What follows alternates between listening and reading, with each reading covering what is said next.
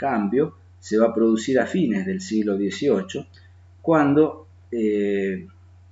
la corona y la creación del virreinato alienten la aparición de algunos funcionarios intelectuales, como por ejemplo Manuel Belgrano, secretario perpetuo del consulado, que era el encargado de la entrada y salida de metal precioso y de otros productos desde el puerto de Buenos Aires, para que estos intelectuales, él y muchos otros, ¿no? Pero coloco a él como ejemplo, difundiesen las ideas de lo benigno que sería la educación para el orden, para el progreso, para una expresión de la época, la felicidad de los pueblos, es decir, la creación de riqueza.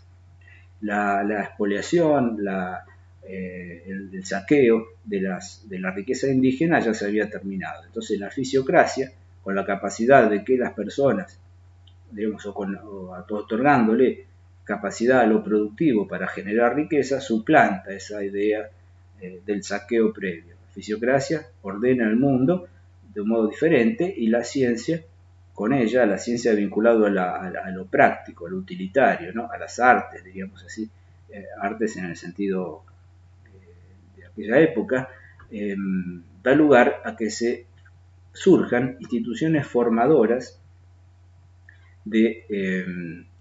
o capacitadoras, podríamos decir, de expertos en determinadas áreas. Por ejemplo, en el Río de la Plata, Belgrano crea la Escuela de Náutica y Dibujo. Era para los pilotos navales, de cabotaje en ese momento, porque existía la limitación de que el comercio era de puerto preciso, solo desde las colonias con la metrópoli y 2 veces al año. Pero el comercio de cabotaje existía. También se crea el protomedicato, estamos hablando de la década de 1790, que los médicos, los pocos que había, y el Río de la Plata estaba aventajado en eso porque había lugares donde no había médicos, por ejemplo Chile, crean un lugar de capacitación para ayudantes, para parteras, por ejemplo, y esto era una especie de corporación que se llamaba el protomedicato. En Chile, para que tengan una idea, en ese momento se crea una escuela de artes y oficios en Santiago de Chile para producir los materiales que venían de Europa, por ejemplo, los derivados del hierro, de la porcelana, de la cerámica de calidad. Entonces, allí se intentaban, en clases teórico-prácticas, formar estas personas. Y en México, por ejemplo, se crea el Instituto Botánico, el Jardín Botánico, perdón, y la Escuela de Minería. Es decir, por fuera de la universidad se crean estudios especializados para una tarea, para una finalidad económica. Así que la novedad está por fuera de la universidad, a fines del siglo XVIII. Y las personas que se conciben como progresistas también están desarrollándose a nivel intelectual por fuera de la universidad, que ha quedado más vinculada a la escolástica, a lo tradicional y a la Iglesia Católica. Bueno, aquí, y saltando un poco en etapas, debiera decir algo antes. Como en la lógica de lo que les decía, que la educación no es un derecho, sino una obligación, es donde el marqués de Sobremonte, luego el virrey Sobremonte, ¿no es cierto?, en Córdoba, era gobernador de Córdoba, o Bertis en Buenos Aires, obligan a los sacerdotes a que en la campaña den educación primaria, de primeras letras, gratuita, a los hijos de los pobladores. ¿Por qué hacen esto? Por la necesidad del orden. Es decir, para estos pobres la escuela no es un derecho, es una obligación. Para la élite que le impone es un medio de controlar con mayor facilidad a los hijos de los que pueden ser delincuentes. Bueno, en honor a ello hay que decir que la campaña de ese momento, el campo, era un lugar muy digamos, violento, muy agresivo. No había controles del orden público como uno los puede pensar para el siglo XIX. Entonces, un elemento más de disciplinamiento fue visto como algo positivo. Y así surge esa extensión de un público mayor que los hijos de los padres que entendían que la educación sería un beneficio. Es decir, llega la educación a estos pobres para tratar de ordenarlos, de disciplinarlos. Bien, y aquí llegamos al proceso revolucionario. 1810 se inicia la lucha, primero bajo un modo velado, lo que se llamó la máscara fernandina, para que Buenos Aires tuviese mayor capacidad de realizar, o más abiertamente realizar el comercio libre, que ya venía practicando a través del contrabando. Entonces, esta es la voluntad, sobre todo porteña. La revolución de 1810 es una revolución porteña que se va instalando en el interior. Para las provincias era un proceso muy dificultoso, muy complicado, porque se perdían las últimas y cada vez más débiles circuitos comerciales que tenían con el Alto Perú. Es decir, a nivel económico el interior perdía y Buenos Aires ganaba porque tenía esa libertad de comercio. Y además tenía la aduana, y ya se verá que en las décadas siguientes ese control es muy importante.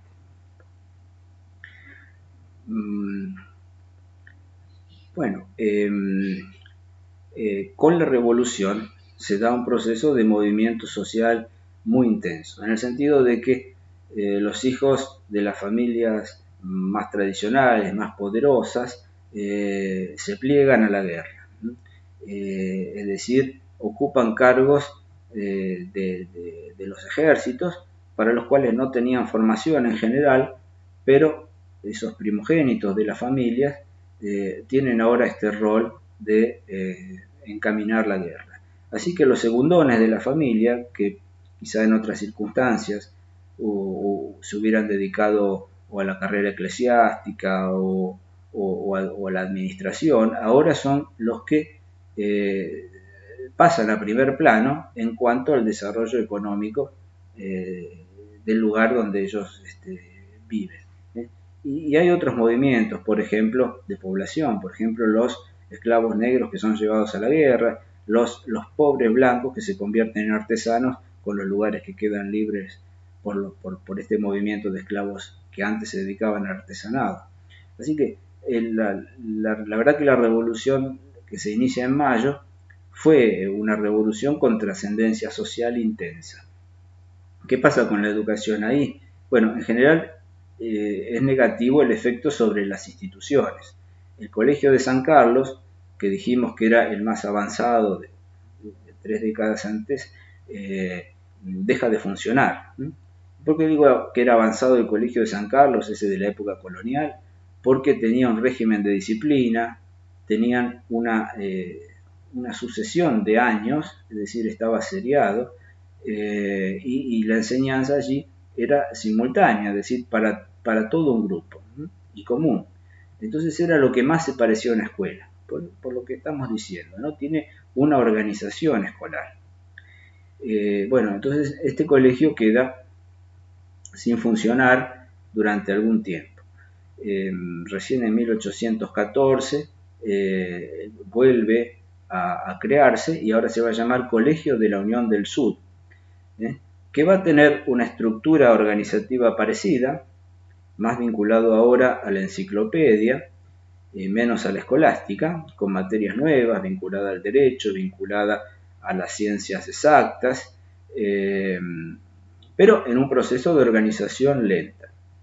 Y se va a consolidar este colegio de San Carlos, este colegio de la Unión del Sud, recién en 1822, cuando se convierte en el Colegio de Ciencias Morales, ya con un perfil más iluminista, menos atento a las ortodoxias religiosas y bastante sospechado y cuestionado por las provincias, que se mantienen más fieles al conservadurismo religioso.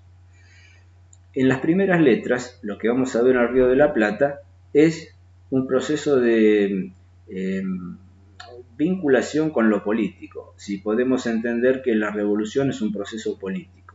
Y esto no es una innovación rioplatense. en Chile, que fue el país donde la revolución se tomó más abiertamente como una revolución de independencia en 1810, la educación iba a tener un fin de difundir y de controlar los elementos religiosos para evitar que los realistas, que aquellos que quisieran continuar con la dominación española, con el control español, no volviesen a controlar los ámbitos educativos. Pero la revolución chilena duró muy poco, hasta 1814, y después recién se liberó el país en 1817-18.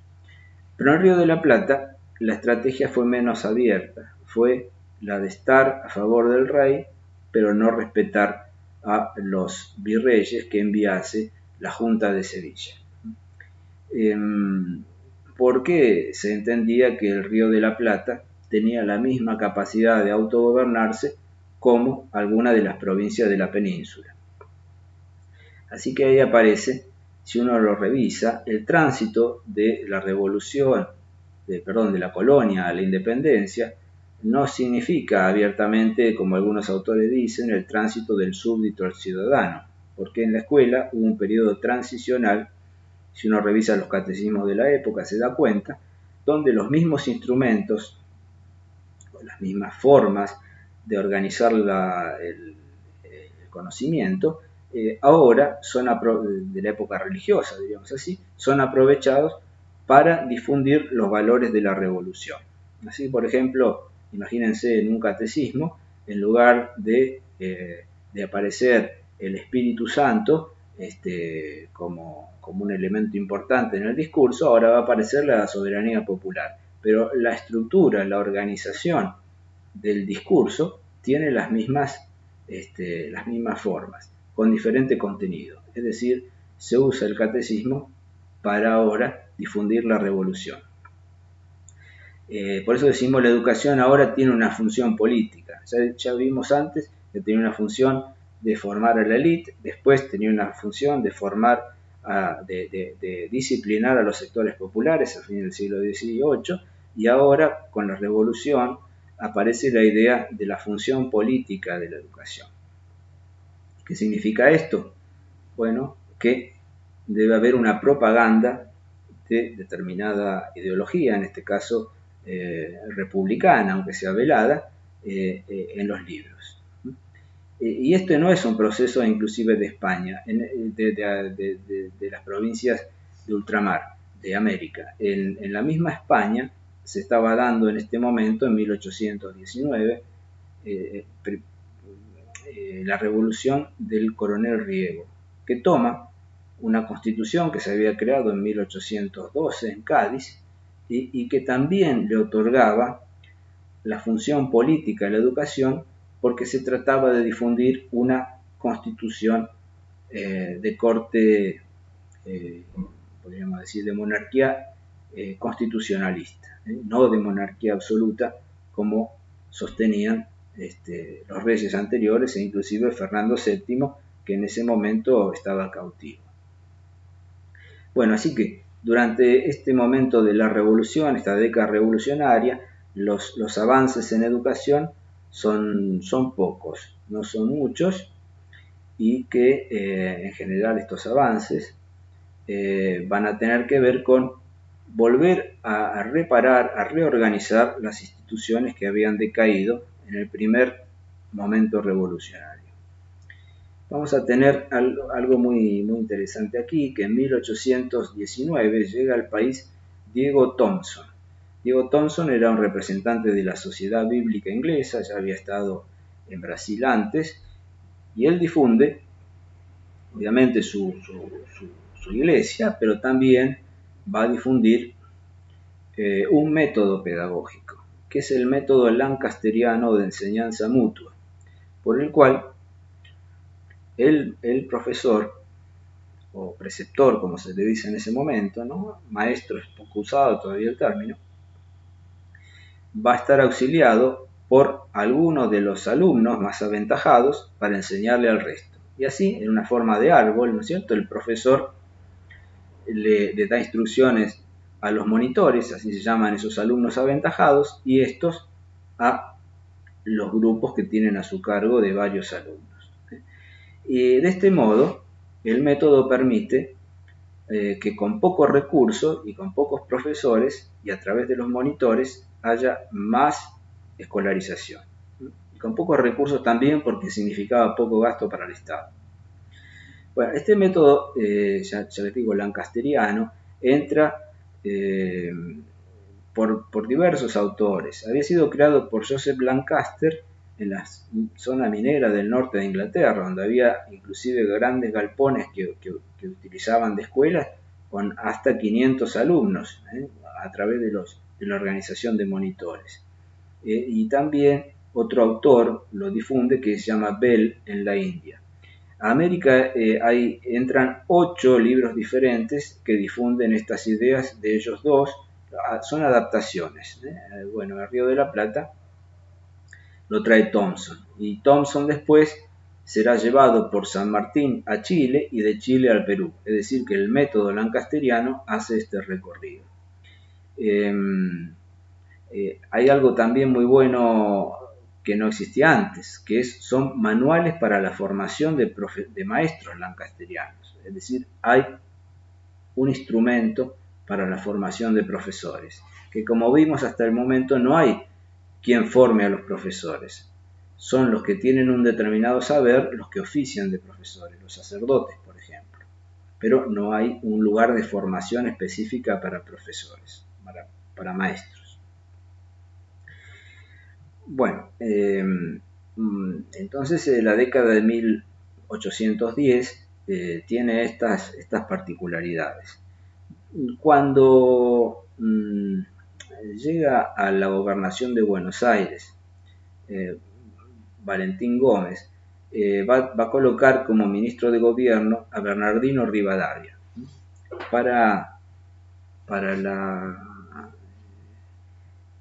el magisterio argentino, Rivadavia junto con Sarmiento eran uno de los prohombres de la Argentina, ¿no es cierto? Rivadavia como aquel que había sido el visionario capaz de construir un proyecto de nación. Bueno, Rivadavia es ministro de gobierno ahí, en Buenos Aires, y es el promotor de la creación de la Universidad de Buenos Aires. En 1822 se va a crear la universidad, que va a tener un modelo francés. Ya no es el modelo de la escolástica, el modelo colonial, sino que se toma la noción aquella de un rector, una especie de pirámide, ¿no? Un rector, debajo del rector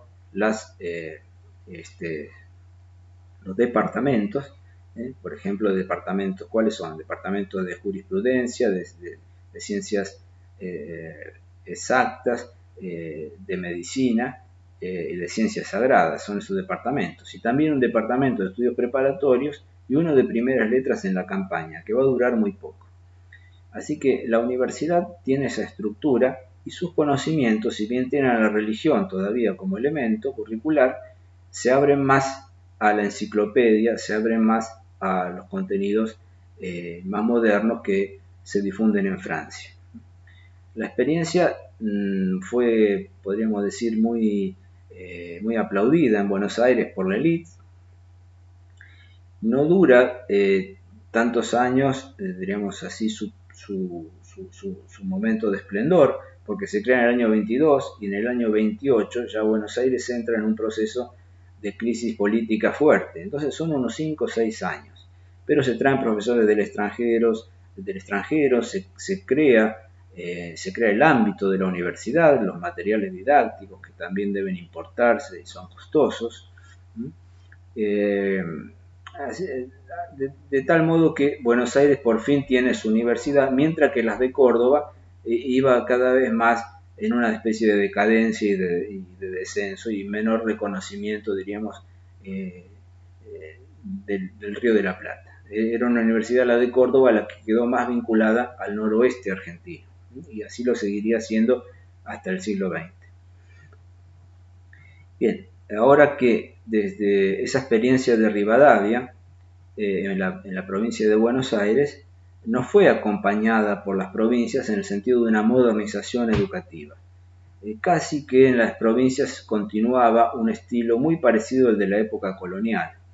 Imagínense que en Santa Fe, en el siglo, a principios de 1820, no había más de 200 alumnos en todas las escuelas de las 4 localidades más importantes de esa época, ¿no? Y Rosario no está dentro de esas 4 porque era una villa.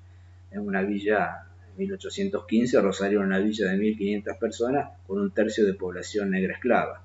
Eso era Rosario en ese momento. Pero los otros lugares tenían. Y como les digo, un sistema de estudios preparatorios muy frágil, porque dependía de algunos sacerdotes de las iglesias de la ciudad de Santa Fe, y una escolarización primaria que conjugaba estas dos ideas, la del maestro particular con las becas de gracia y de la enseñanza religiosa. Bueno, y el resto de las provincias más o menos funcionaba de este modo, es decir, no había un avance importante en materia educativa, ni en cuanto a la forma, ni en cuanto a la cantidad de escolarización. Bueno, desde 1830 y hasta 1852 vamos a tener que se va a dar un gobierno en la provincia de Buenos Aires que se va a convertir de algún modo en hegemónico a nivel de lo que después sería la nación. No estoy hablando de la nación porque todavía no está conformada una confederación argentina. Recién acaba de aparecer una especie de confederación vinculada a la provincia de Buenos Aires, pero es por el poder que un caudillo rural que se llama Rosas va tomando en este momento. José Manuel de Rosas entonces va a tener un poder muy fuerte a nivel de control de la sociedad rural, es uno de los principales estancieros, y a la vez va a llegar a controlar la situación política de la provincia de Buenos Aires, que había desembocado en esa crisis que les dije a fines de la década del 20. Con Rosas vamos a tener un estancamiento muy fuerte del avance educativo de las épocas anteriores. Rosas es un conservador y a la vez es un autócrata. Entonces se entiende que la educación es peligrosa si se extiende a sectores populares, porque estos sectores pueden invocar derechos o tener reclamos que no serían propios de su estatus social. Así que la educación es vista como un peligro y por eso no es apoyada por el gobierno provincial. Inclusive no apoyan a la Universidad de Buenos Aires, que va a decaer notablemente. Casi no hay egresados en la década de 1930-40. Egresan, por ejemplo, 8 por año, es decir, prácticamente no tiene funcionamiento. Y los profesores continúan dando clases para mantener a la institución en pie, pero en un clima de terror muy fuerte y de hostigamiento, ¿no? Porque las ideas liberales no son permitidas y todo aquel que mantenga alguna oposición o alguna difusión de ideas ilustradas, liberales, es o censurado o perseguido, inclusive muerto. Se crea una fuerza parapolicial que se llama la Mazorca y que era la que tenía la función de eliminar, no por una vía legal, a los opositores que habían quedado del momento liberal anterior. Bueno, con Rosas hay 2 o 3 experiencias interesantes. Vuelve a traer a los jesuitas, vienen 6 jesuitas en el año 36, con los cuales poco a poco va entrando en tensión y los termina expulsando de nuevo, porque los jesuitas no pueden diríamos, avalar algunas imposiciones del gobierno, como por ejemplo usar la divisa punzó, poner en el epistolario, en las cartas, viva la Santa Federación, mueran los salvajes unitarios, de tal modo que algunos jesuitas son desterrados y 2 que quedan van a estar a cargo después del Colegio Republicano Federal, que es un colegio de la tendencia, podríamos decir, favorable a sostener esa autocracia de Rosas. Durante todo el periodo no es que la educación decrece, hay un aumento de la educación, pero es por iniciativa privada. han llegado preceptoras francesas y sobre todo inglesas que ofrecen educación a quien pueda pagarla, más interesante, más interesante porque el currículum que ofrece es diversificado. Inclusive para las mujeres ofrecen la materia teneduría de libros, es decir, vean, las materias ya no son las básicas de la enseñanza de primera letra, que eran aprender a leer, contar, sumar y a escribir, sino que aparecen materias como historia natural, donde se veía algo de biología, historia universal, es una historia, todavía no es la historia nacional, no aparece como parte del currículum, y los idiomas modernos, si eran inglesas el inglés, si eran francesas su idioma. También había algunos preceptores alemanes e italianos, pero muy pocos. Y como les digo, como la ciudad de Buenos Aires tenía una actividad comercial intensa, la teneduría de libros era un elemento de gran valor. Bueno, así que por vía de estas escuelas privadas, la educación no decrece en Buenos Aires, pero en el interior no crece, es decir, está estancada en los niveles del periodo tardo colonial. Hay algunos opositores que han tenido que exiliarse, son desterrados, por ejemplo Sarmiento, Alberdi, ya no están en el Río de la Plata. Y desde el exterior van formando una concepción de cuáles son los males que azotan al país. Sarmiento quizá es el que pueda expresar a nivel literario más claramente esto, en un folleto que fue publicando él mientras estaba en Chile, en varios periódicos, que se llamaba Civilización y Barbarie, donde colocaba la idea central de que en un estado de guerra ninguna nación podía prosperar y que para eso hacía falta la presencia de un Estado, la creación de una sociedad civil y la llegada a un orden para el progreso. Esta es un poco la idea de la concepción contractualista inglesa, Locke sobre todo, ¿no? Crear una sociedad civil para evitar el estado de guerra. Y uno de los aliados de Rosas, Facundo Quiroga, es digamos así, el personaje negativo por excelencia en ese relato literario que Sarmiento va construyendo.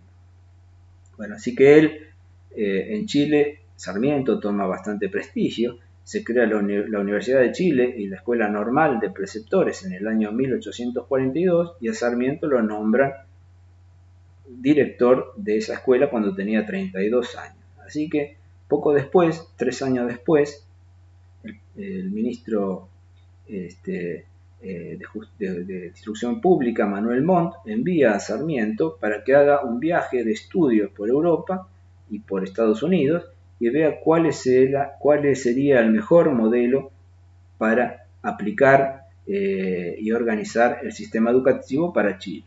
Y ahí Sarmiento se forma su diagnóstico sobre cuál es el método pedagógico más importante. Bien, pero esto ya lo verán en el teórico de la clase que viene. Así que el gobierno de Rosas termina de modo precipitado en 1852, cuando se hace una alianza entre los opositores que están en el exilio, con el apoyo de Inglaterra y de Francia, que quieren avanzar porque les ha recortado el ingreso, se ha impedido el ingreso al Río de la Plata para comerciar, con el apoyo del Brasil, que facilita pertrechos pero no cruza el río Uruguay, y sobre todo con la traición de su general en jefe, que era Urquiza, Justo José de Urquiza, que traiciona a Juan Manuel de Rosas y